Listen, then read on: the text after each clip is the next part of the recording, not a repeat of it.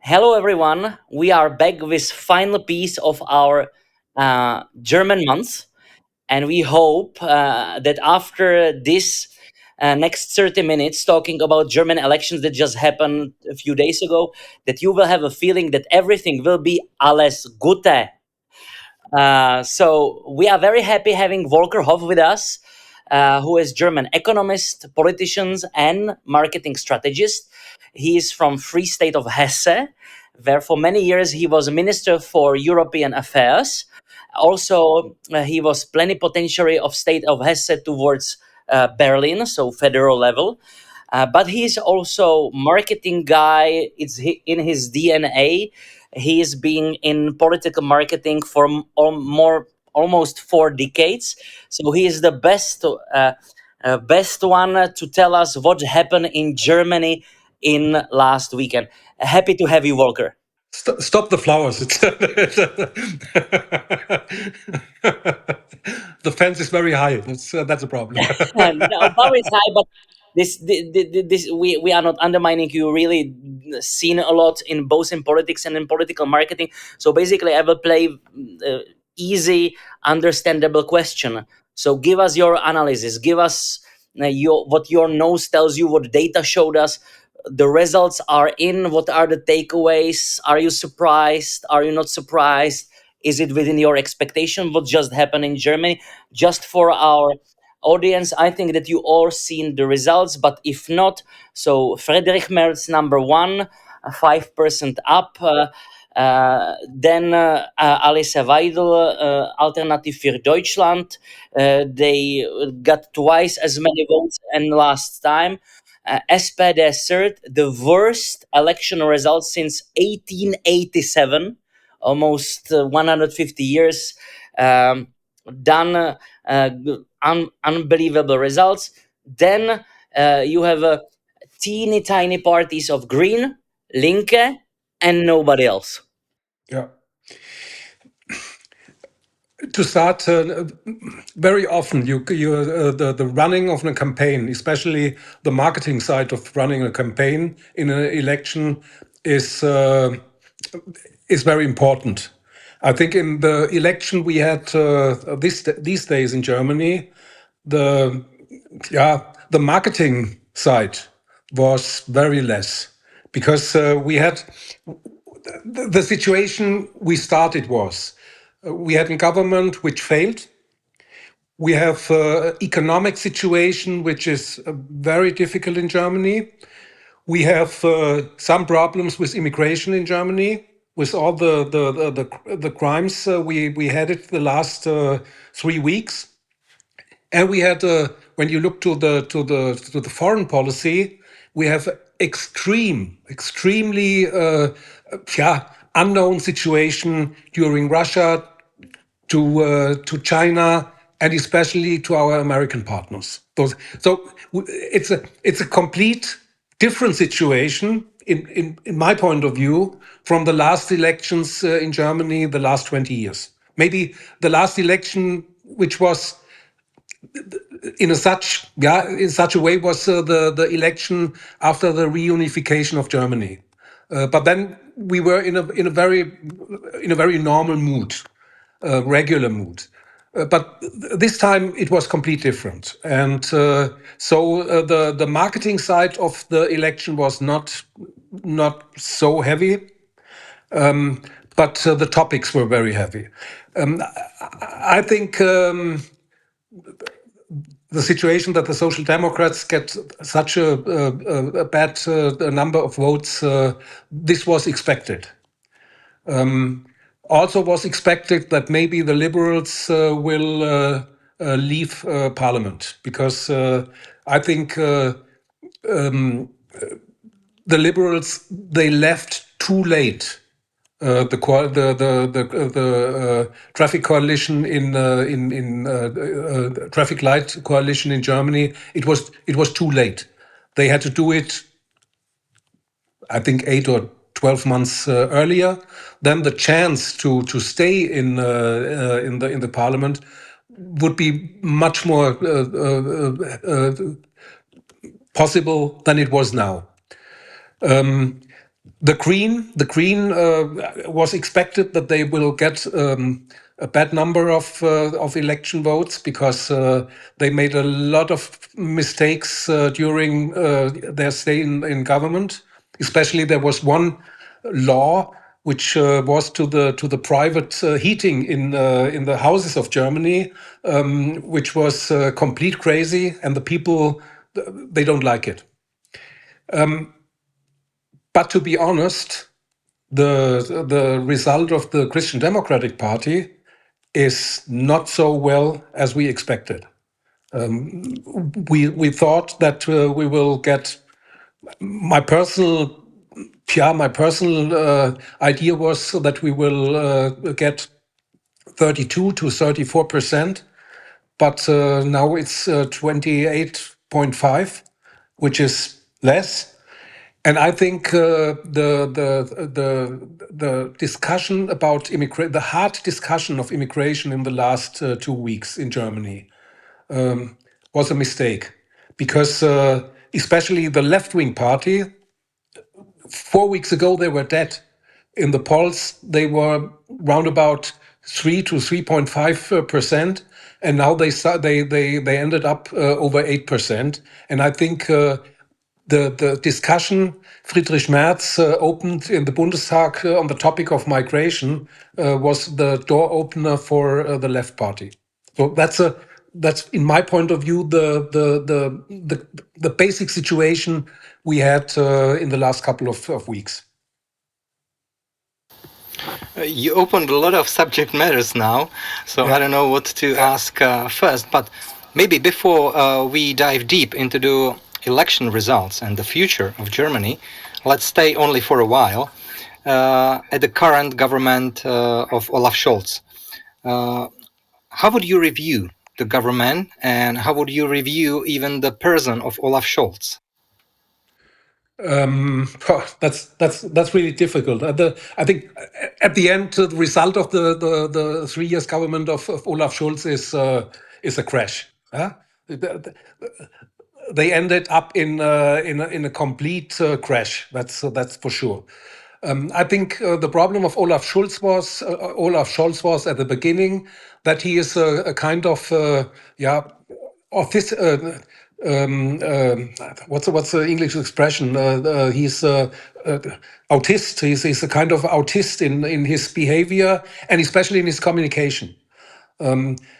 This changed in the last couple of days before election day. For example, when he told the black minister of Berlin that he is a Hofner, he's a crazy guy, which was, in my point of view, Olaf Scholz is not a racist, but I think this to tell a black person this is racistic, and I think that shows that at the end of his office, Olaf Scholz was running out of everything. That he was.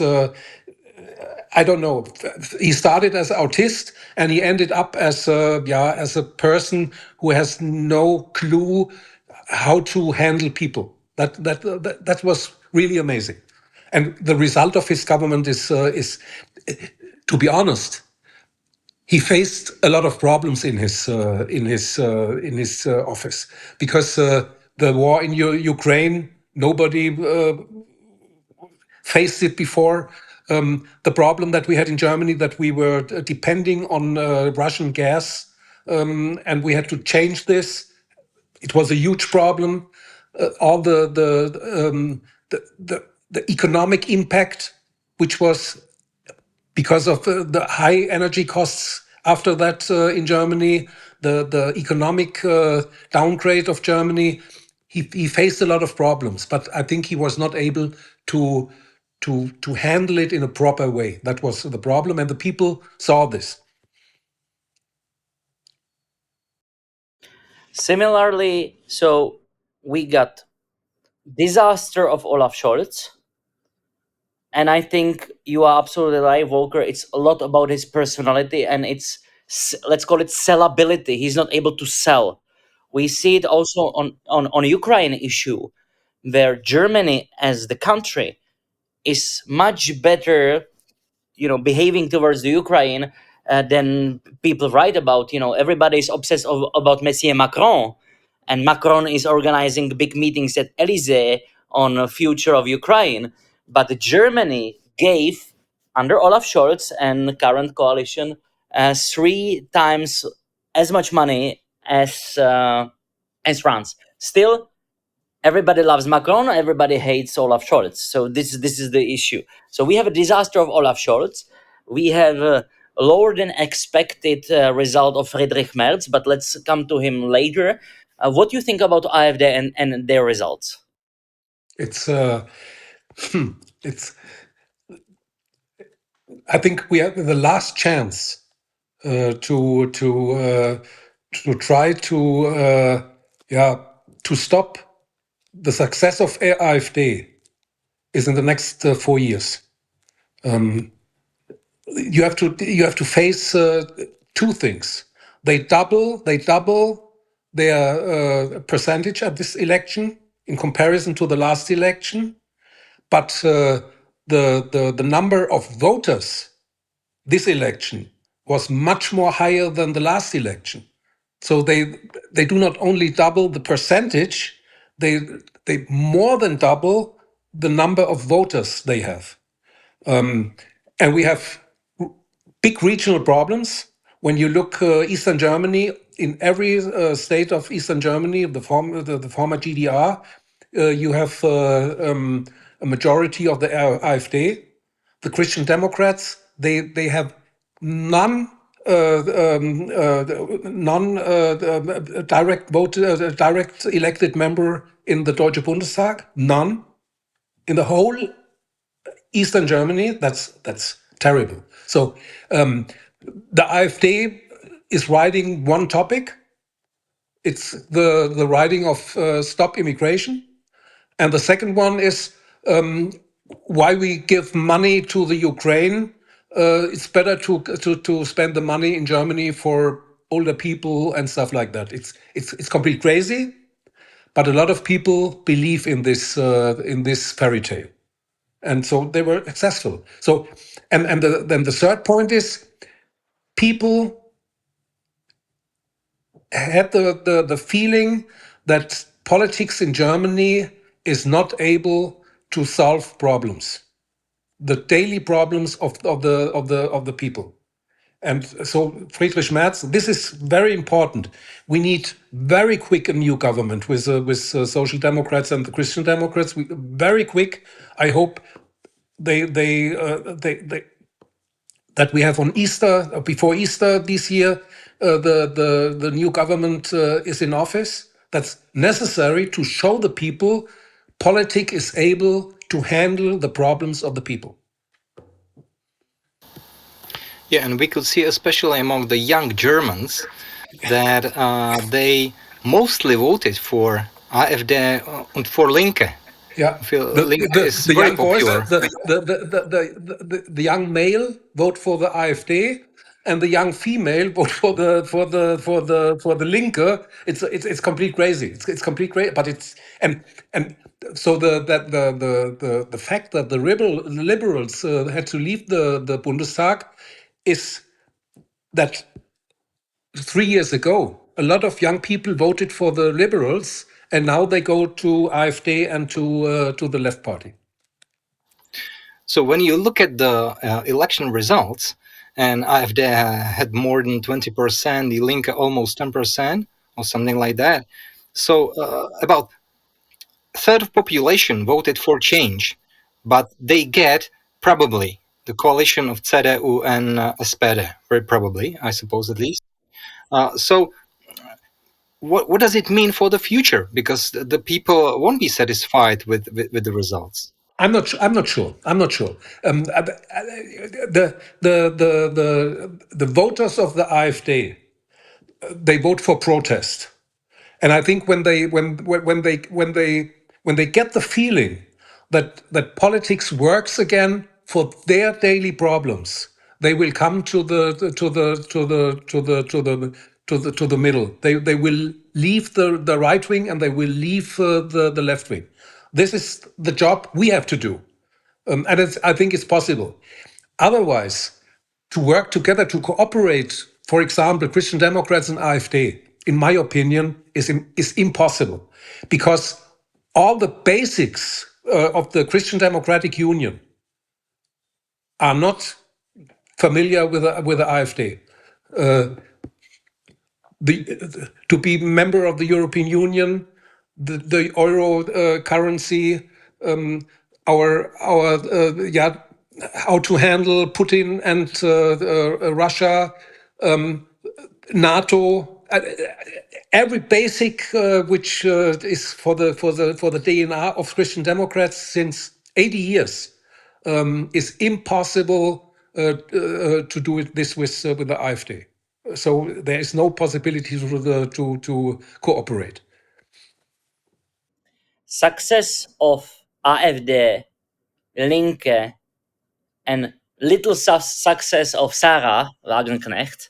But still, if we would put all these votes into one melting pot, we see It's a that third. Germany. It's a third. Yes, It's a third of the. It's a third. But again, I think we have to look to the party on the one hand, and to the people who run the party on the one hand, and to the voters of these parties. They are not Nazis or everybody is a right wing person. No, they feel that that there have to be a change in Germany, and the traffic light coalition, they they didn't change anything. And to be honest, the last couple of years of Chancellor Merkel were not so successful because there was no change. Also, that's a problem. we will get to change in a minute, but I don't want to jump to this main and I think last topic of ours, whether Friedrich Merz will be able to deliver such a change. But if we still stay on topic of political marketing, so if you as a marketing expert, so you just said it, so people want to have a change, but then success of these, let's say, extremist parties, alternative parties, something new parties. This is about political marketing. It's about program. It's about especially young voters. Hey, I want new theater. What are the what's the reason behind the success? The reason behind the success is that these groups, AfD, Linke, and Sarah Wagenknecht, they use extremely the social platforms like Facebook and TikTok and everything. And especially the Christian Democrats and the Social Democrats, they have to learn to use yeah,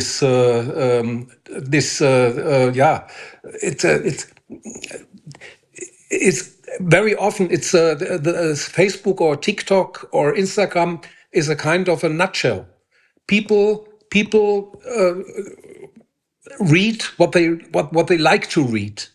And Christian Democrats and Social Democrats are obviously not enough in these areas. We have to. This is a point of political marketing. We have to learn after this election. We have to be very offensive in all these social platforms. It's necessary. Maybe my last question to this group of questions concerning the alternative political parties and not the mainstream ones. Sarah Wagenknecht's BSV is not in Bundestag, but only by 300 percentage. It's very, very close. Shall we say Gott sei Dank, or how big issue it would be if the party would be in Bundestag? It's I think it's it's only 13,000 votes. She left to get in the Bundestag. 13,000 votes. It's really nothing. But to be honest, in my point of view, it's very important because now we have a to be honest, a three-party coalition. But when you put together, Chris, the CDU and the CSU as one part, so we have a two-party coalition, and it's much more easier to solve problems. As for example, when the alternative, when Sarah Wagenknecht enters parliament, there was only one alternative: Christian Democrats, Social Democrats, and Green. And this is a kind of a traffic light. Only the change that you have not the red light but the black light, and so it would be much more difficult to show people that there is a change. I think now it's better, and and the the Social Democrats today are complete different from the Social Democrats yesterday, for sure. Lars Klingbeil will do a complete different job to the people before, especially to Olaf Scholz. I hear you. I hear you. You you said already, and it's everywhere in the news today, that basically this upcoming coalition to be very probably Union and SPD, they have to make grandiose change. Otherwise, in 4 years, people will be much more unhappy, and then Alice might get to the chancellery. So you, as a now more as an ex-politician and expert, so is it possible to craft the big coalition that will really deliver some kind of change? Yeah, because I think both parts, Social Democrats and Christian Democrats, know that they have only these 4 years to make a change. We are a little bit in a situation like Weimar in the early 30s, when the democratic parties in the center were not able to handle the Nazis. Yeah, and we are in it's not complete. History is not all the time running the same way, but I think we are a little bit close to the situation of Weimar, and especially Social Democrats know what this means. So we have to. I think that, and there are a lot of points we are common between Social Democrats and Christian Democrats. We have to become quicker in Germany. When you look to Jan, you know it. When you look to plannings of streets, of electric lines and stuff like that, we have to become much more quicker. Our infrastructure is lousy. We have to invest in that. When you look to the Deutsche Bahn, it's complete crazy compared to the TGV in France. It's unbelievable. Yeah. So everybody knows that there are a bunch of points we have to restore, and I think this is common between Christian Democrats and Social Democrats, and they are not so ideologic as the Greens are. I'm from. Well, let me add one point. Um, I'm from the state of Hessen. In the state of Hessen, we had for 10 years coalition between Christian Democrats and Greens. And after the last election last year, our MP Boris Rhein, our Prime Minister Boris Rhein, he changed coalition from the Green to the Social Democrats, and it's running proper. It's running proper, especially in investments in infrastructure. It's much more easy than with Greens. Huh? And when you look, and that's, I think that's something in Berlin will happen also. You both have already mentioned the name of Friedrich Merz, which will be probably the future German Chancellor. But for us, as outside of Germany, could you introduce a little bit this man? Is he strong enough to be a strong Chancellor? What are his strong points and weak points? You sound very optimistic, so we would like to be optimistic as well. To be honest, I was not a support. Friedrich Merz and I, we know each other since 40 years. And we are not friends, but we are very in the daily life very good. I was not a supporter of Friedrich Merz when he started to come back in the Christian Democratic Party, because I think I thought his first idea was revenge on Angela Merkel, and this is not a good feeling to become chairman of such a huge party as the Christian Democrats. He changed in the last years after he entered office of the chairman of the Christian Democrats. He changed a lot at the party. We have now a new basic program. A lot of things were changed, and I think he has a chance, and he knows that he has to become a strong chancellor when he like to be successful. Otherwise, there's no chance to be successful. And he has, I think, one huge advantage. He's looking outside. In Europe, I'm very familiar to the European policy. In the last 3 years, there was in Brussels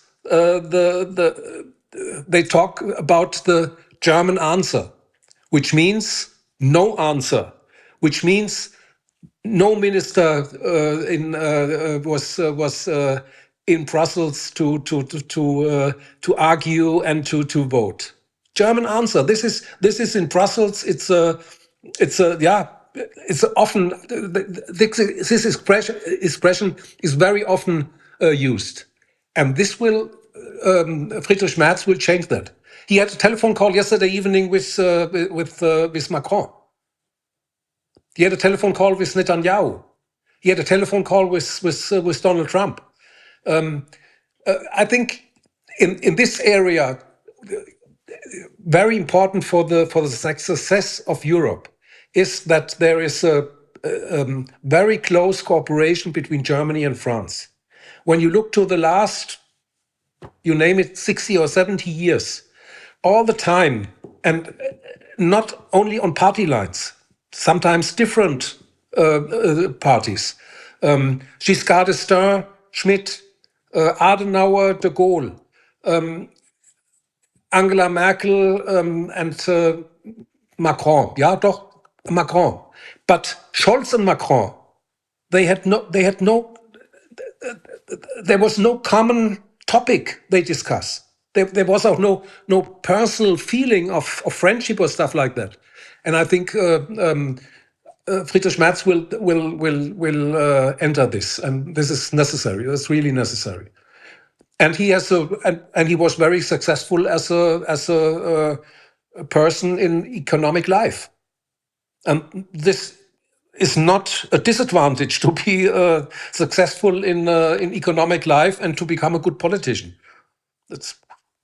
I think it's the other way around. If you can mention taxatively 3 main internal domestic topics that future coalition will have to take care about, like really fundamental topics, and 3 external topics, what there would be? The internal, very easy: economy, infrastructure, immigration. These are the 3 main topics. In foreign policy, to hold together European Union, which is, as you know, a hard job. When you look to Hungary, when you look to Slovakia, yeah, you have some guys. They think that Europe is a cash machine, but not a political vision. So, to hold together the European Union is one of the main topics, and he will do that. The second one is that we need a common European security system in every way. When you look, for example, you have 6 or 7 different ideas of tanks in Europe. Everyone costs a hell of money, but they are not comparable. We have to change that. We need a European system that maybe France is good in aircrafts, Germany is good in tanks, the Czech Republic is good in, you name it. We need we have to organize this, because I think the problems with Russia, if Trump reaches that there will be no longer shootings, not peace. I think we are from peace. We are far away in the Ukraine. Maybe they organize that the shootings will end, but this is not the goal of Putin. Putin will like to get more, and so European has to wake up. This is the second point, and the third point is we have to develop Europe economically to a part of the world which is hurt. You have on the one hand you have China, on the other hand you have the US, and we have to develop our economic power. We have economic power, but we put it together not in a proper way. That's our problem. Maybe you are an economist, so and you have been talking a lot about an economic situation in Germany, and it's not only about Germany. The economic situation is complicated in the whole Europe as well. Do you think that Friedrich Merz and especially the CDU has a right plan how to change it? Because we can see a lot of problems, like we need to have a cheap energy, we need to restart the German industry, we need to solve a lot of another economic questions. Do you think that CDU is able, in coalition with SPD, is able to solve it all?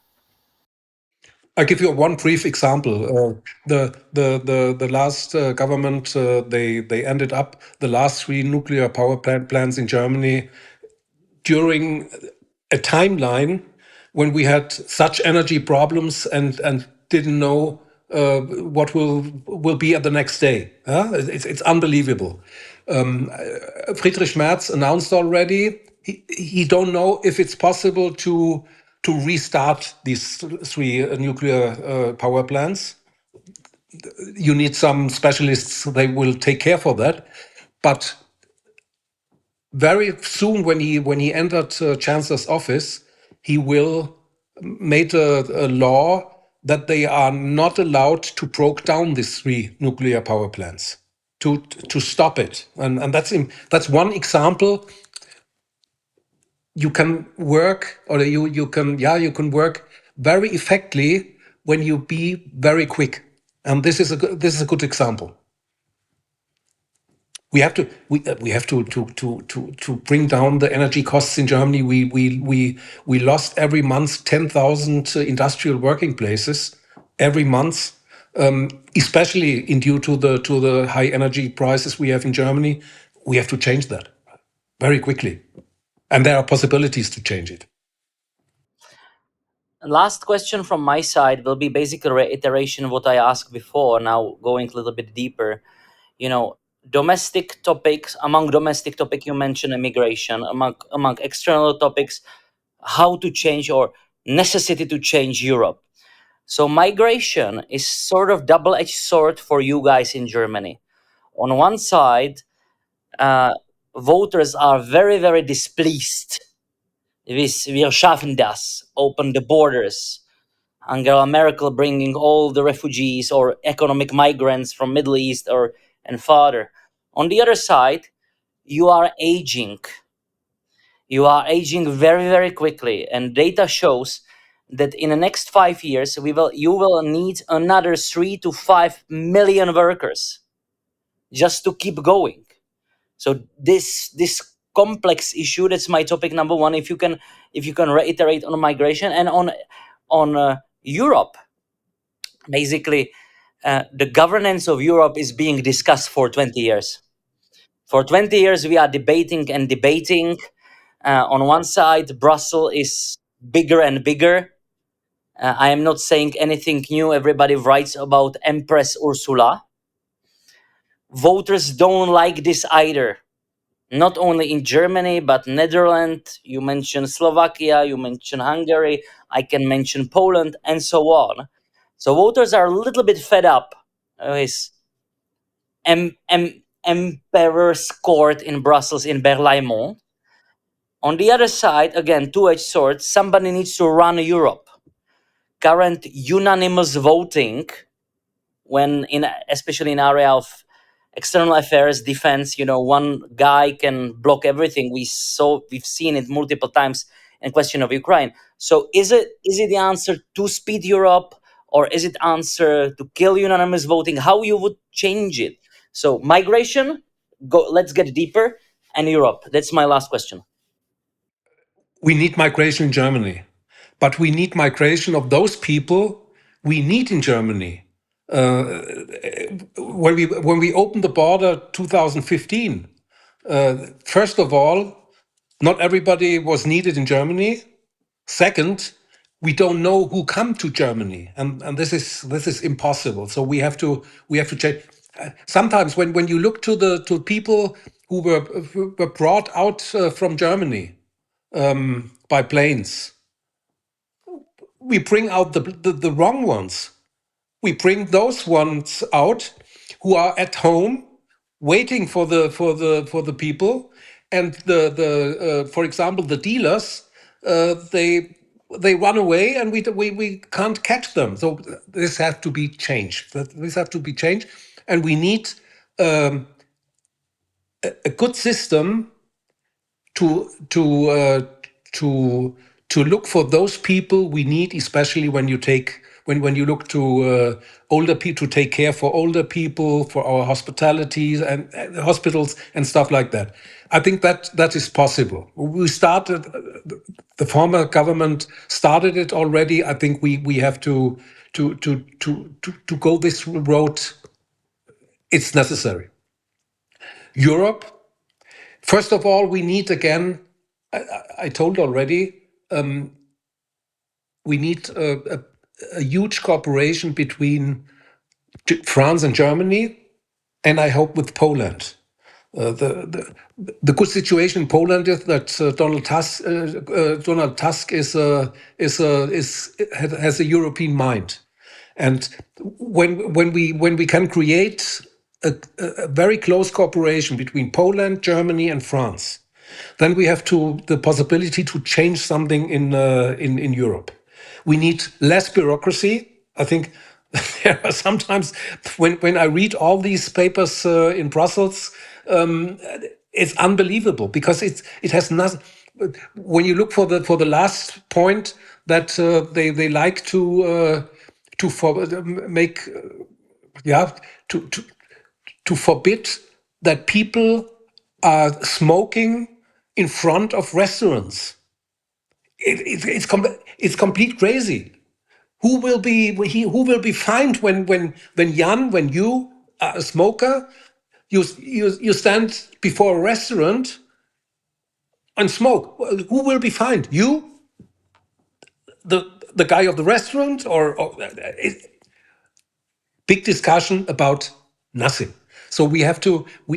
I think this has to be a change. We have to look what is in Europe really necessary to make it in a common way. And on the other hand, all the people in the Czech Republic and in Germany and in Poland, when they like something very special for their country, let's do them. French cheese is French cheese. We don't know a European law on French cheese. And to look that French cheese and cheese from Netherlands has the same thing. It's unbelievable. But it's a. I was minister for European affairs. Now it's. Oh yeah. The Dead Sea was in order at that time. Though it's a very long time ago, and we discussed the same. But I think today there's one change. The world changed. For 20 years ago or 15 years ago, we were dreaming of the everlasting peace, and now we know this is not true, and we have to stick together to be safe. Otherwise, we will face a lot of problems. That's a great end of this sentence, because I want to ask about something which is similar to that. My last question will be divided into two branches. It will be Trump and it will be China, because Merz has already told that Europe has to be independent of US in the security questions. But there is the factor Trump. Trump has his tariffs, and he doesn't hesitate to use it. So it's very important factor, especially in the reconstruction. So we can call it reconstruction of German economy. So how important will be this factor for Germany? And the second question to China. China sees in this Trump house an opportunity to get into deeper relationships with European countries, and it has been quite successful, in my opinion, especially in relation to Spain, to Italy. So, what is your opinion on these two questions? I think Trump will fail. When he started now, I think mid of March or mid of April, he will start with the tariffs on steel, then maybe on cars. This will fire up the inflation in the US. His promise when he was elected, or in the election campaign of Trump, his promise was to bring down inflation, and I think it will go the other way around. So for sure, I think at the end of the time he will fail, and he's elected for 4 years. The world will exist after Donald Trump, for sure. But I think it's for us in Europe. It's a good lesson that we have to become independent from the US. The security of the US will not last for every time, for sure. I'm in Wiesbaden. We have in Wiesbaden is a huge U.S. airport. He is the NATO headquarter, everything, but it will not forever. I think the U.S. they look very very deeply to the Pacific, and they look very less to the Atlantic. So they will go home on this left wing sentence to use. So we have in Europe we have possibilities. We have two nuclear powers in Europe, the UK and France, and we have to try to come together under their nuclear umbrella. And I think it's possible. Friedrich Merz made an announcement in this direction, and it was very, very well. The comments in Paris was very well on this idea. So, and I think in the UK, they will not come back to the European Union in the next 20 years or 25 years, but they feel that there's a necessity to come back to Europe. That the Brexit was a mistake economically and in many other ways, and they try to come back to Europe, and that's good. And we have to use this to build common senses with UK, with France, and with all the other European countries. So I'm a little bit optimistic that the way Donald Trump handles Europe is for us an opportunity to come together. Yeah, China, China tries to use the Trump policy to get the feet on the European ground. Seidenstraße, the Seidenstraße is a good expression in Italy, in Spain, in other European countries. I think there's a necessity to work together with China, especially for Germany. We export a lot of goods to China. That's necessary for us, China. But for China, Europe is a huge market. Yeah, when you look to all the containers from China we're sending to Europe, so I think we have to try to get yeah a good cooperation, but we have to take care that there is no that we stay independent. The Russian lesson that we are complete, yeah, that we need every day Russia. It's not possible that we go the same way with China. So we have to stay independent from China as much as possible. It's difficult, but I think also it's possible because China needs Europe also because we are a good market for them and for their goods.